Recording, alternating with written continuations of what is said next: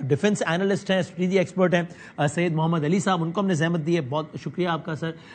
جان حسین Tehran سے ہوں گے ہمارے ساتھ.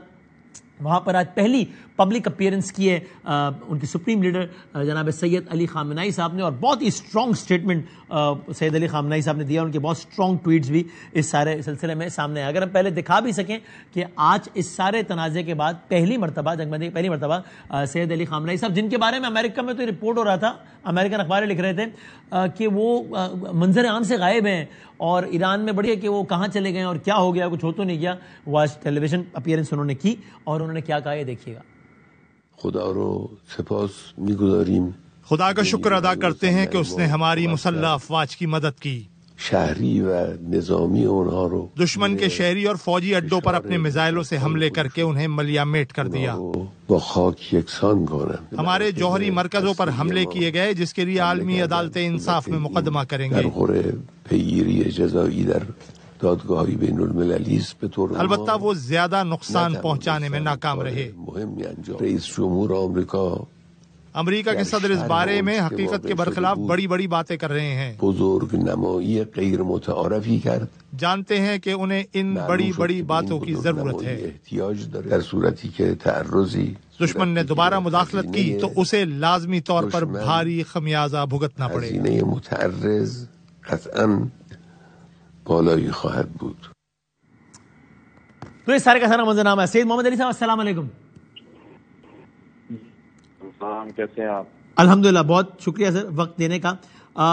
سید محمد علی صاحب، یہ سب سے پہلے تو اگر آپ منیمل خواجہ آصف صاحب کی گفتگو سن سکے ہیں نہیں، شنگھائی کوآپریشن آرگنائزیشن سے ابھی آئے ہیں اور وہ اس بات کو بالکل کنفرم کر رہے تھے کہ جو جوائنٹ کمیونیکے تھا وہ اس لیے نہیں آ سکا کہ تمام ممالک کا اتفاق تھا، انڈیا کا اتفاق نہیں تھا، جو کہ سفارتی اعتبار ظاہر ہے اس لحاظ سے کامیابی ہوئی کہ سب پاکستان جس موقف سے ایگری کر رہا تھا اس پہ سب ایگری کر رہے تھے اور انڈیا اپنے موقف میں اکیلا کھڑا تھا. تو ابھی ایز وی اسپیک میں ذرا ایک سوال فریم کرنے سے پہلے ذرا آپ کی خدمت میں پڑھ بھی دیتا ہوں، جو کہ ہمیں ڈیفنس منسٹر نے ابھی جو وہاں پر جو اسپیچ کی ہے، ظاہر ایک طویل اسپیچ ہے، وہ ہمیں بھیجی ہے، لیکن اس کا میں صرف وہ متعلق کا حصہ کہ جس پر انڈیا نے اعتراض کیا اور پھر ان کے وزیر دفاع نے کہا کہ اب میں خواجہ آصف صاحب کی تقریر کے بعد میں بات کرنا چاہتا ہوں، لیکن چونکہ ایسا کوئی نارم نہیں ہے، وہ انڈیا کو لگا ہوگا کہ یہاں بھی وہ جو کچھ چاہیں کر لیتے ہیں، تو ان کو یہ الاؤ نہیں کیا گیا، جس کے بعد پھر انہوں نے مشترکہ اعلامیے پر دستخط کرنے سے انکار کر دیا. تو یہ خواجہ آصف صاحب نے کہا، he said and I quote, distinguished guest, terrorism is a common threat. Pakistan calls on all states to desist from politicizing the joint effort of international community to fight the means of terrorism to deflect attention from their internal failures. Pakistan condemns all forms and manifestations of terrorism. We have also condemned the terrorist attack in the internationally recognized, disputed and illegally occupied region of Jammu and Kashmir. We call upon all states to hold these states and their state to account who planned, financed and sponsored terrorist attack as Jafar Express in Pakistan, Balochistan province.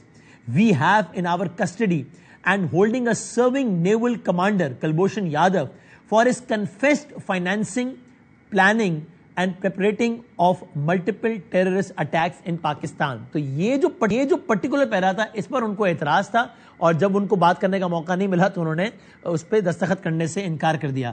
تو پہلے تو اس پہ comment کیجیے گا سر. بہت شکریہ وسیم صاحب. میں سمجھتا ہوں کہ یہ صرف یہ ایک پیراگراف نہیں ہے، بلکہ جس طرح آپ نے اپنے ابتدائی کلمات میں کہا، میں سمجھتا ہوں کہ پاکستان کی بہت بڑی ایک ملٹی لیٹرل اور دنیا میں تیزی سے ابھرتی ہوئی ایک اہم تنظیم کے پلیٹ فارم پہ بڑی سفارتی کامیابی ہے. اور آپ نے جس طرح اپنے شروع میں بات کی جو عالمی تنہائی کے حوالے سے، تو میں یہ سمجھتا ہوں کہ پچھلے 2 مہینے میں جتنا سفارتی سطح پہ مغربی طاقتوں اور ابھرتی ہوئی مشرقی طاقتوں دونوں کے سامنے ایک طرح سے شرمندہ بھی ہوا ہے اور آئسولیٹ بھی ہوا ہے. آج یہ جو آپ نے ٹیکسٹ پڑھا ہے پاکستان کے وزیر دفاع کا ایس سی او کے فورم سے، وہ اس کا بیان ثبوت ہے.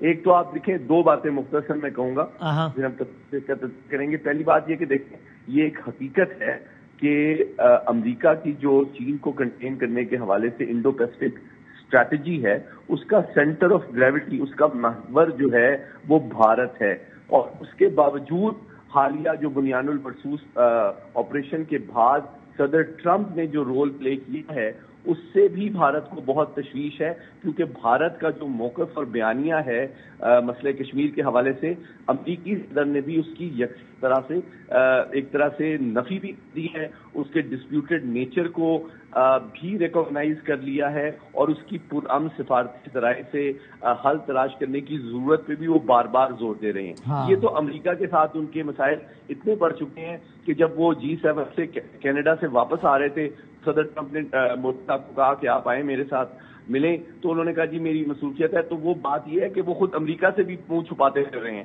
اب آتے ہیں SCO کے وزرائے دفاع کے اجلاس، بہت اہمیت ہے کہ یہ کوئی بائیلیٹرل معاملہ نہیں ہے۔ آپ نے خود بڑا بالکل صحیح کہا کہ 8 ممالک میں سے 7 ممالک پاکستان کے ساتھ کھڑے ہیں، اور پاکستان کے کس چیز کے ساتھ کھڑے ہیں؟ 4 اصولی موقف کے ساتھ کھڑے ہیں۔ کشمیر ڈسپیوٹڈ ٹیریٹری ہے، کشمیر انلیگلی آکوپائڈ ٹیریٹری ہے، کشمیر ایک انٹرنیشنل ڈسپیوٹ ہے، اور بھارت جو ہے اس میں ریاستی دہشت گردی کا مرتکب ہو رہا ہے، اور ہمارے ملک میں دہشت گردی کی پشت پناہی میں مسلسل انوالو ہے، جس کا ثبوت جو ہے ہماری مہمان نوازی ہے کمانڈر کلبھوشن یادیو کے حوالے سے۔ تو 7 ملک جو اس خطے کے ہیں، مشمول روس کے جو کہ بھارت کو سب سے زیادہ دفاعی امداد ایٹمی پروگرام فراہم کرنے والا سب سے اہم ملک ہے، وہ بھی اس میں شامل ہے۔ تو یہ اس بات کا ثبوت ہے کہ شاید آج بھارت جتنا عالمی سطح پہ، سفارتی سطح پہ، تجزیاتی معاملات پہ تنہا ہوا ہے، اور جتنا اس کی غیر ذمہ دارانہ تجزیاتی طرز عمل سے دنیا آج شاکی ہے، شاید پہلے کبھی نہیں تھی۔ اور یہ اس میں کوئی یہ جذباتیت کی یا بایس بات نہیں ہے، بالکل ہم فیکٹ کے ساتھ بات کر رہے ہیں۔ اور اگین یہ پاکستان انڈیا کا فورم نہیں تھا جہاں پاکستان اپنی بات کر رہا ہے اور انڈیا اپنی بات کر رہا ہے، ایز یو سیڈ یہاں اور بہت سارے ممالک تھے، وہ ممالک بھی جن کا انڈیا کے ساتھ ٹھیک ٹھاک تعلق ہے، اور وہ بھی اس معاملے میں پاکستان کے حامی نظر آئے۔